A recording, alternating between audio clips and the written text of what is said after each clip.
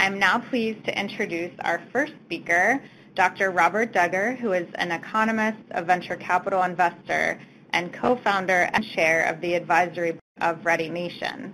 He's a true champion of the importance of investing in early childhood, and we're honored he's with us today to share the economic case for investing in kids and how the pay-for-success model can help scale programs with a high return on investment.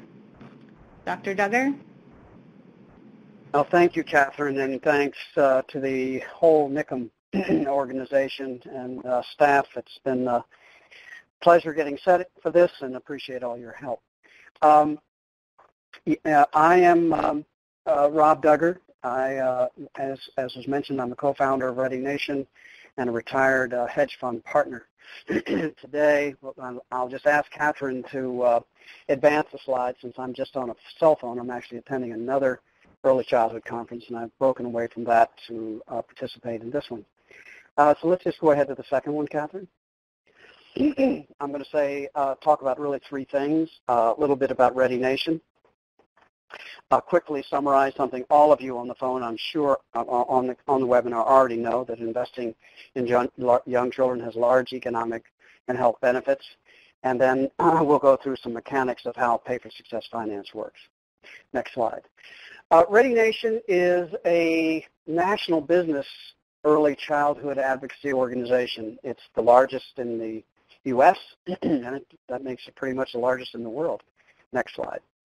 Why does business care? It cares because they have learned after the last 15 years of work that the first step in producing a globally competitive employee is to produce a school-ready 5-year-old. Next slide.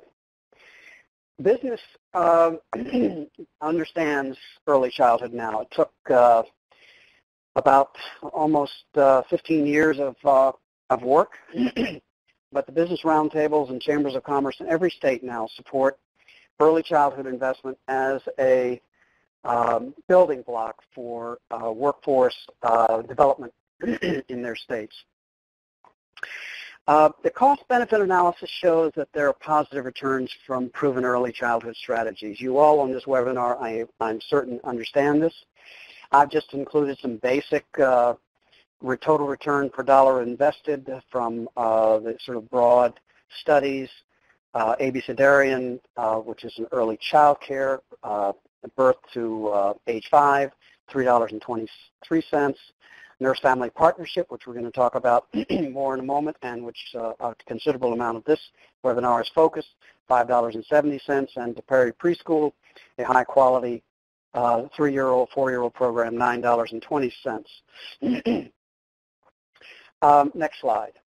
The research shows that early child care reduces heart disease risks, and this is one of the I wanted to add this point. This is one that Jim Heckman and his colleagues published in Science magazine, that the Abecedarian the child care program, the early care and education program in Chapel Hill, North Carolina, it showed that 30 years later, the young adults were showing significantly less signs of prevalence for cardiovascular and metabolic diseases.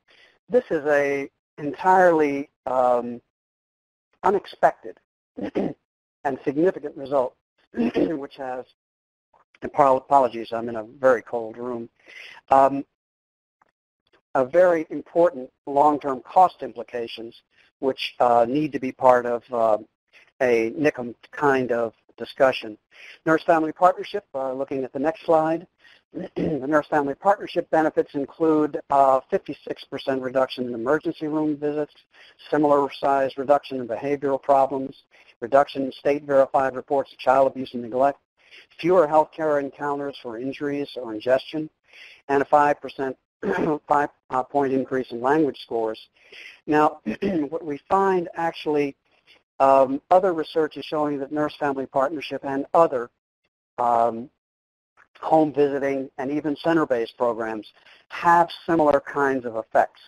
And they have the effects very, very early. We are undertaking a project in Virginia now which is focused purely on prenatal counseling, with the idea of a pay-for-success project, which is based on the cost avoidance or cost savings that accrue in the first year of an infant's life, and this from lower reduced neonatal intensive care and emergency room visits and the like.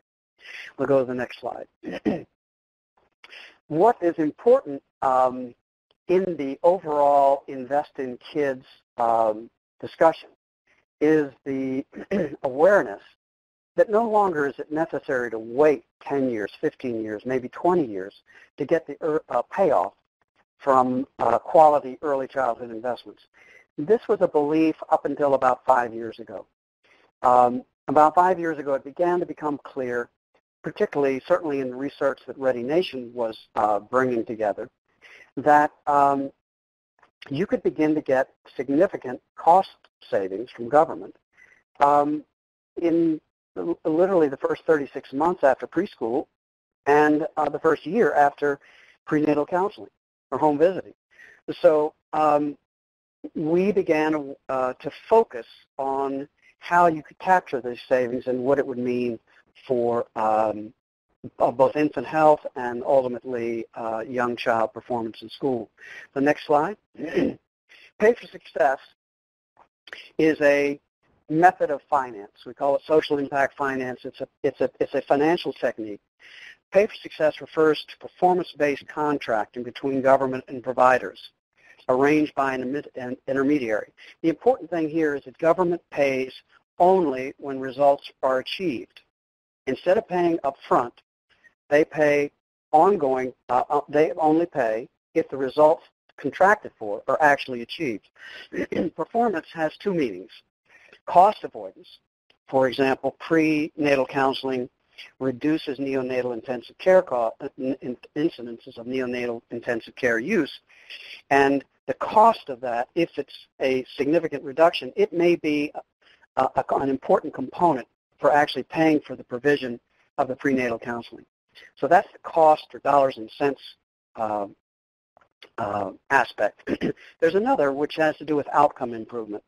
There may be outcomes that are so valuable to a state which you can't put a real dollars and cents on, or they're more speculative. For example, we know that quality home visiting reduces abuse and neglect prosecutions, but we don't know exactly how much, or in a specific area we may not know how much, but the sheer reduction in those prosecutions is of such importance to a region that they may choose to go ahead and compensate for a reduction in the number of abuse and neglect prosecutions separately from any consideration about the dollars and cents cost involved. Let's go to the next slide. Here's a chart. There are thousands of these varieties of this chart, but let me just work with this one.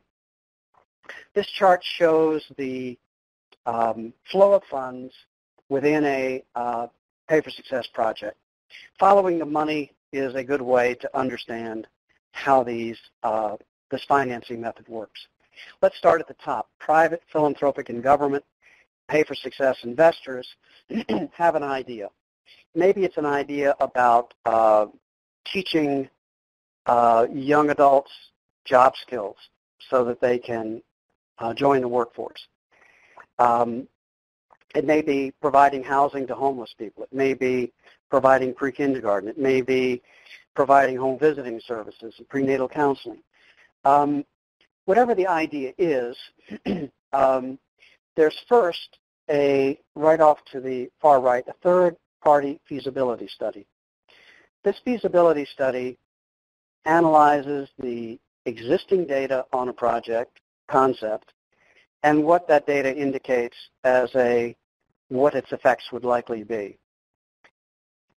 With that data, if it shows that the combination of cost avoidance and perhaps outcome improvement is sufficient to persuade government officials that they will pay for specific outcomes or specific amounts of cost savings, then you go to the first step. The investors acquire the pay-for-success assets and provide working capital.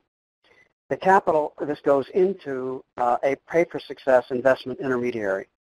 This has been called a special purpose vehicle. It's been called many things, but basically it's the intermediary that organizes the entire project. The money goes into the intermediary, and then step 2, it's paid out to a service provider. In this case, I've described it as an early health, in the case of, say, for example, prenatal counseling, or education service, in the case of, say, pre-kindergarten. They do their work, and at that point, the government agency, step 3, cost avoidance or outcome improvement, is achieved, or it's believed it's achieved, but it's argued that it is achieved at this point. You come over to the left to the government or health agency, and we go to step 4 and evaluate, certifies performance. Needless to say, if you were having a conversation about prenatal counseling and whether it reduces neonatal intensive care costs and emergency room visits, etc., the state Medicaid agency would want to know exactly how much savings was actually achieved. And the check that has to be written by the Medicaid agency to the investment intermediary has to be thought in terms of dollars and cents. It's going to be a specific dollar and cents number. This is what the evaluator does. The third-party project evaluation evaluates what actually was done and whether or not the reduction in costs or the goals achieved were actually achieved, and certifies that they were, and also the degree to which they were. The degree to which these goals were achieved or costs reduced determines the dollars and cents value, the amount that is actually written on the check that the government health or education agency pays to the investment intermediary in the form of a success payment. The success payments are aggregated year by year, and then ultimately the intermediary repays investors if this project has been successful. Clearly, if the project hasn't been successful, then the investors lose all or part of their money. The government pays only for the amount of success actually achieved, so it's not out. The investors are out. They're the ones who've incurred the loss. At this point, you're going to hear a lot about the mechanics of this, and the subsequent speakers are going to be able to answer questions. So I'm going to just continue through to conclude. But we have about 5 minutes. If you do have questions and can type them on your screen, Catherine can take a look at them, and we'll have a brief few minutes to be able to answer questions. If that's feasible. If not, I'll go ahead. If there are no questions, I'll go ahead and provide some more detail on specific kinds of projects. For example, I'll talk about the prenatal counseling project in Virginia, which is something similar to the one that's being discussed this morning in detail about South Carolina, and I can talk a little bit about the pre-kindergarten program in Salt Lake City. But let's just go to the next slide. The next slide shows something really quite remarkable. The dark blue areas are the areas where we have actual projects underway in the United States. Launch projects, South Carolina being one of them. The light blue are where projects are under study. Their feasibility is being evaluated, and you can see, for example, Virginia is one of those. There are also quite a number of states that are white, in which at this point there is no actual projects that are underway, though every state in the country is in contact and working with ReadyNation and other people on doing something. For example, we have 21 states that are working with ReadyNation right now on pre-kindergarten, expanding pre-kindergarten in order to, and paying for a portion of it with special ed savings. Let's go back, if you don't mind, Catherine, to the first slide, and let me just, excuse me, not the first slide, but the slide which shows the project funding arrows, so the slide before the last one. And just ask quickly, I'll ask you quickly if there's any question or something I should focus on before concluding. There are a few questions. Give me one of them. Sure. Are there particular factors within states that may advance or inhibit the pay-for-success model based on your work? Absolutely, there is. And the most important factor is the willingness of agencies to work together to provide data. I think when you get to discuss the South Carolina example, you're going to find that agency data cooperation was and is a challenge. It's certainly been the case in Virginia. We've literally had to build an infrastructure to enable our health department and our Medicaid Assistance Services agencies to share data and work together to provide data in a unified form, which enables effective performance analysis. So one of the benefits of the Virginia project, which was never not even discussed or considered, was the developing a capability for the agencies to work together to provide the data needed to evaluate prenatal counseling, home visiting, and other health services that are actually paid for by Medicaid, but for which performance had not been evaluated ever. So yes, I would say an extremely important factor is the ability and willingness of agencies to provide data needed to evaluate performance.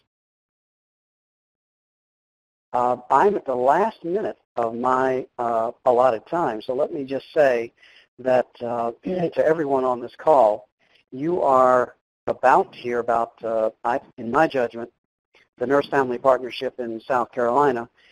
It is possibly the most important pay-for-success program underway in the United States. The Nurse-Family Partnership program has been randomized controlled trial tested many times. It has powerful effects on children's lives, their health. It has profound effects on the ability of the parents to be effective parents. And interestingly, an unappreciated dimension of it, which has not been measured, but Jim Heckman and others at the University of Chicago have noted this, that one of the important things about parents is that they watch what other parents do. And in this case of these first-time mothers, the other women in their circle of friends and social groups are learning from what the mothers who are in the Nurse-Family Partnership Program learn. So not only does the Nurse-Family Partnership Program interact with one mother and one child, it not only affects the children and the children of the mother who was in the program, but it also improves the parenting skills of all the moms and, I suppose, young men also who are in contact with this woman who is in the program. So let me stop there and thank everybody. Catherine, thank you for your great work pulling this together, and the enormous participation is just a sign of how important this is and the success of NIHCM in its leadership role in accomplishing this good work.